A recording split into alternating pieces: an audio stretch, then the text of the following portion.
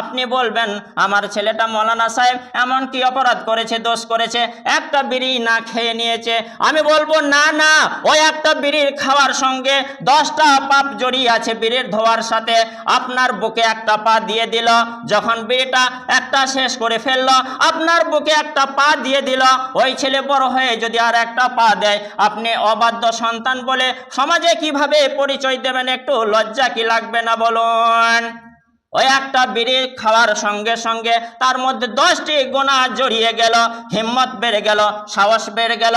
বাপকে কিভাবে অপমান করতে হয়, বাপকে কিভাবে জব্দ করতে হয়, বাপকে কিভাবে শোষণ করতে হয়, বাপের মাল কিভাবে লুকিয়ে নিতে হয়, কিভাবে চুরি করতে হয়, কিভাবে 2 নম্বরি করতে হয়, কিভাবে বাপকে ভাত না দিয়ে ঘর থেকে বার করতে হয়, ওই একটা বিড়ি টান দেওয়ার সঙ্গে সঙ্গে তার বিবেকে গাঁথা যায়।